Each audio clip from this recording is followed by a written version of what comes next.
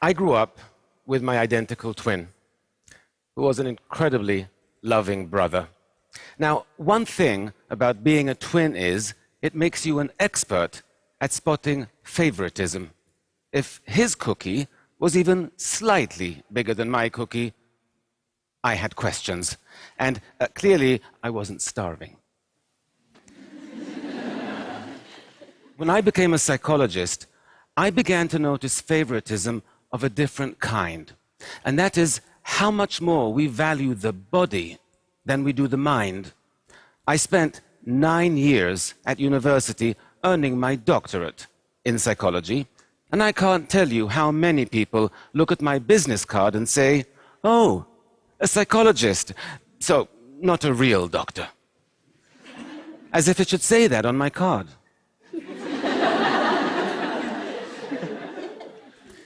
This favoritism we show the body over the mind. I see it everywhere. I recently was at a friend's house and their 5-year-old was getting ready for bed. He was standing on a stool by the sink brushing his teeth when he slipped and scratched his leg on the stool when he fell. He cried for a minute, but then he got back up, got back on the stool and reached out for a box of Band-Aids to put one on his cut. Now, this kid could barely tie his shoelaces, but he knew you have to cover a cut so it doesn't become infected, and you have to care for your teeth by brushing twice a day. We all know how to maintain our physical health and how to practice dental hygiene, right? We know it since we were 5 years old.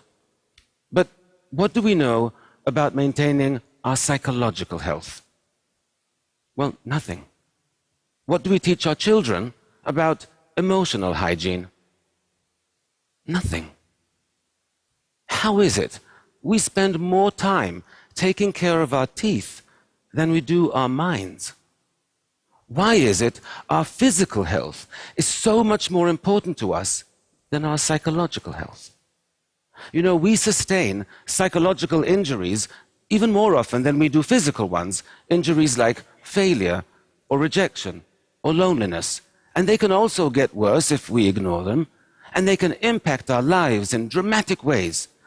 And yet, even though there are scientifically proven techniques we could use to treat these kinds of psychological injuries, we don't. It doesn't even occur to us that we should. "Oh, you're feeling depressed. Just shake it off. It's all in your head." Can you imagine saying that to somebody with a broken leg? "Oh, just walk it off. It's all in your leg." It is time we close the gap between our physical and our psychological health. It's time we made them more equal, more like twins. Speaking of which, my brother is also a psychologist, so he's not a real doctor either. We didn't study together, though. In fact, the hardest thing I've ever done in my life is move across the Atlantic to New York City to get my doctorate in psychology. We were apart then for the first time in our lives, and the separation was brutal for both of us. But while he remained among family and friends, I was alone in a new country. We missed each other terribly, but international phone calls were really expensive then, and we could only afford to speak for 5 minutes a week. When our birthday rolled around, it was the first we wouldn't be spending together. We decided to splurge, and that week we would talk for 10 minutes.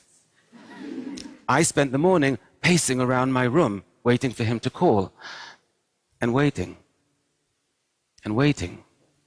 But the phone didn't ring. Given the time difference, I assumed, okay, he's out with friends, he'll call later. There were no cell phones then. But he didn't. And I began to realize that after being away for over 10 months, he no longer missed me the way I missed him. Now, I knew he would call in the morning, but that night was one of the saddest and longest nights of my life. I woke up the next morning. I glanced down at the phone, and I realized I had kicked it off the hook when pacing the day before. I stumbled out of bed, I put the phone back on the receiver, and it rang a second later, and it was my brother. And boy, was he pissed. It was the saddest and longest night of his life as well. Now, I tried to explain what happened, but he said, I don't understand. If you saw I wasn't calling you, why didn't you just pick up the phone and call me? He was right. Why didn't I call him? I didn't have an answer then. But I do today, and it's a simple one. Loneliness. Loneliness creates a deep psychological wound, one that distorts our perceptions and scrambles our thinking. It makes us believe that those around us care much less than they actually do. It makes us really afraid to reach out, because why set yourself up for rejection and heartache when your heart is already aching more than you can stand? I was in the grips of real loneliness back then, but I was surrounded by people all day, so it never occurred to me. But loneliness is defined purely subjectively. It depends solely on whether you feel emotionally or socially disconnected from those around you, and I did. There is a lot of research on loneliness, and all of it is horrifying. Loneliness won't just make you miserable, it will kill you. I'm not kidding. Chronic loneliness increases your likelihood of an early death by 14%. 14%. Loneliness causes high blood pressure, high cholesterol. It even suppresses the functioning of your immune system, making you vulnerable to all kinds of illnesses and diseases.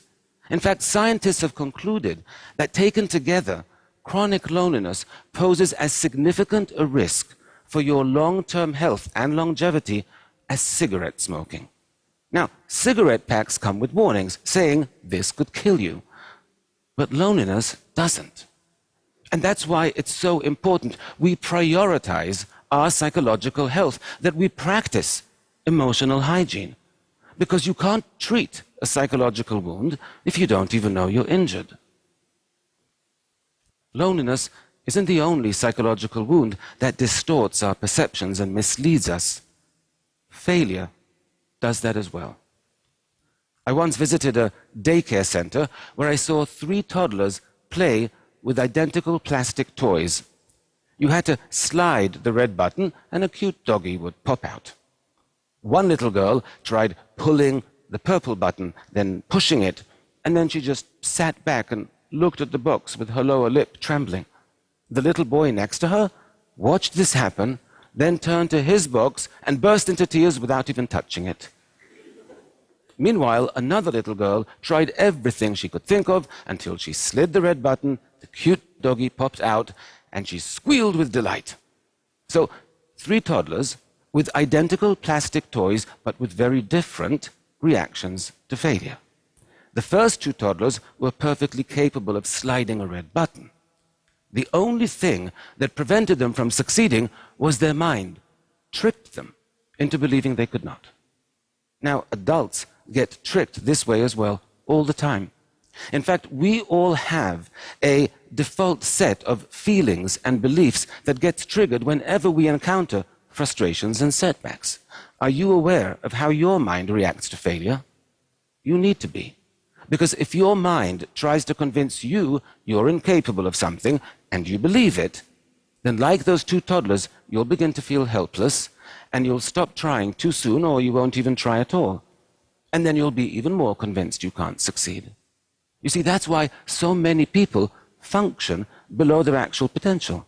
Because somewhere along the way, sometimes a single failure convinced them that they couldn't succeed, and they believed it. Once we become convinced of something, it's very difficult to change our mind. I learned that lesson the hard way when I was a teenager with my brother. We were driving with friends down a dark road at night when a police car stopped us. There had been a robbery in the area and they were looking for suspects. The officer approached the car and he shined his flashlight on the driver, then on my brother in the front seat, and then on me, and his eyes opened wide and he said, "Where have I seen your face before?" And I said, "In the front seat." But that made no sense to him whatsoever, so now he thought I was on drugs. So he drags me out of the car, he searches me, he marches me over to the police car, and only when he verified I don't have a police record could I show him I had a twin in the front seat. But even as we were driving away, you could see by the look on his face, he was convinced that I was getting away with something. Our mind is hard to change once we become convinced. So it might be very natural to feel demoralized and defeated after you fail, but you cannot allow yourself to become convinced you can't succeed. You have to fight feelings of helplessness. You have to gain control over the situation. And you have to break this kind of negative cycle before it begins. Our minds and our feelings, they're not the trustworthy friends we thought they were. They're more like a really moody friend who can be totally supportive one minute and really unpleasant the next. I once worked with this woman who, after 20 years of marriage and an extremely ugly divorce, was finally ready for her first date. She had met this guy online, and he seemed nice, and he seemed successful, and most importantly, he seemed really into her. So she was very excited. She bought a new dress, and they met at an upscale New York City bar for a drink. 10 minutes into the date, the man stands up and says, "I'm not interested," and walks out. Rejection is extremely painful. The woman was so hurt she couldn't move. All she could do was call a friend. And here's what the friend said. "Well, what do you expect? You have big hips, you have nothing interesting to say. Why would a handsome, successful man like that ever go out with a loser like you?" Shocking, right, that a friend can be so cruel. But it would be much less shocking if I told you it wasn't the friend who said that. It's what the woman said to herself. And that's something we all do, especially after a rejection. We all start thinking of all our faults and all our shortcomings, what we wish we were, what we wish we weren't. We call ourselves names, maybe not as harshly, but we all do it. And it's interesting that we do, because our self-esteem is already hurting.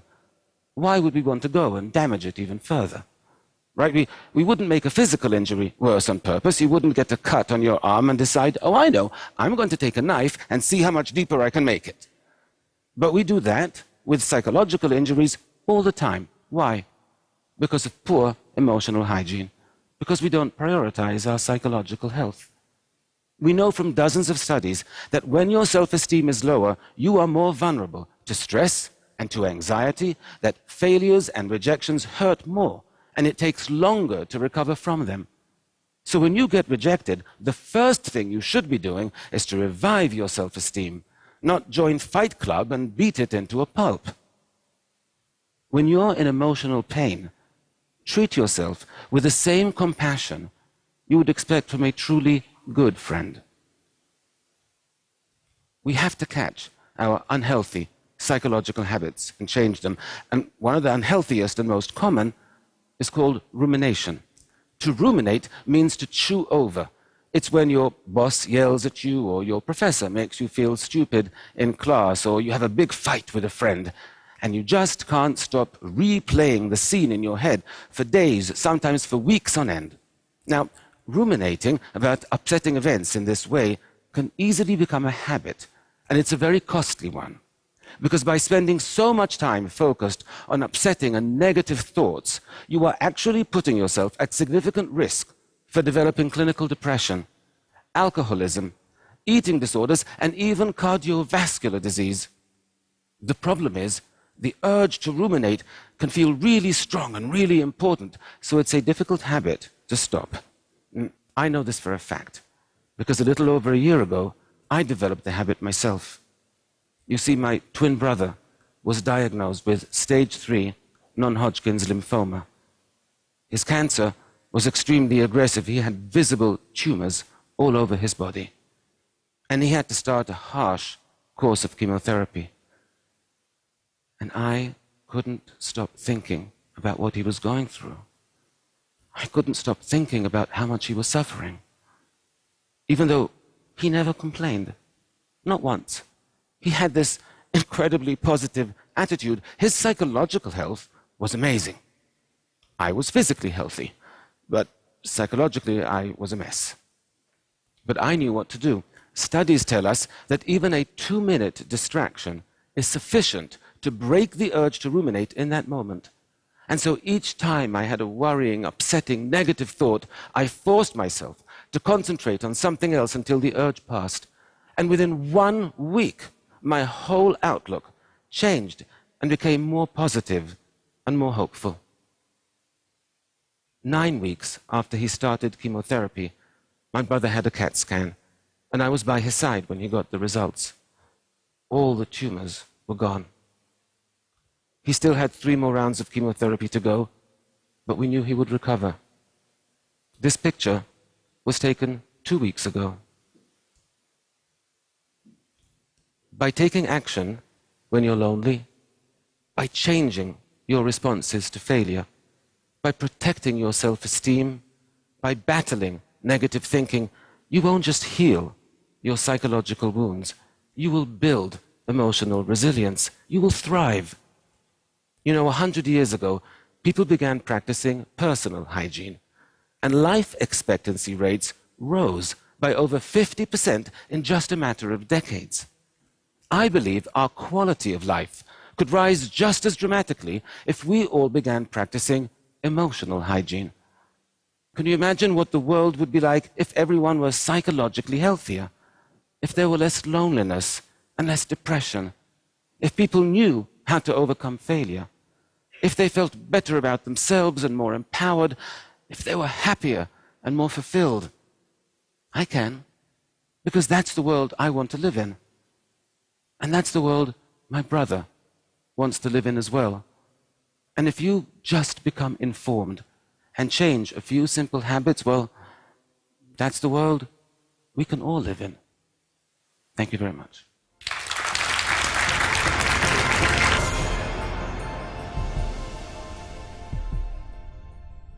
Slightly bigger than my cookie, I had questions. And clearly, I wasn't starving.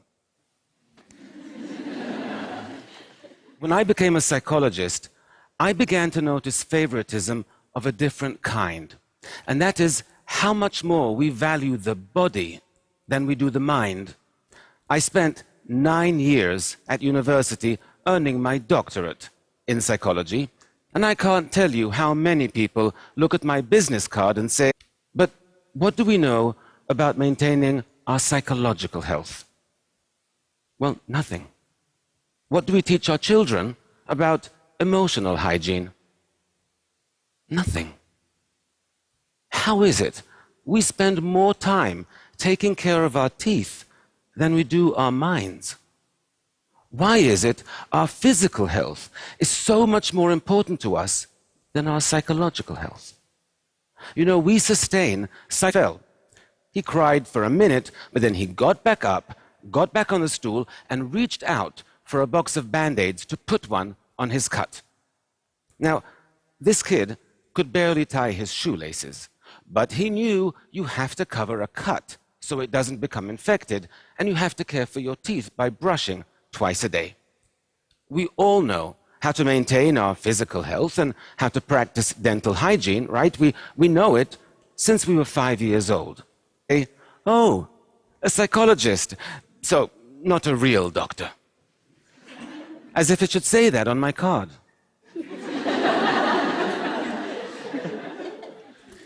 This favoritism, we show the body over the mind. I see it everywhere. I recently was at a friend's house, and their 5-year-old was getting ready for bed. He was standing on a stool by the sink, brushing his teeth, when he slipped and scratched his leg on the stool when he...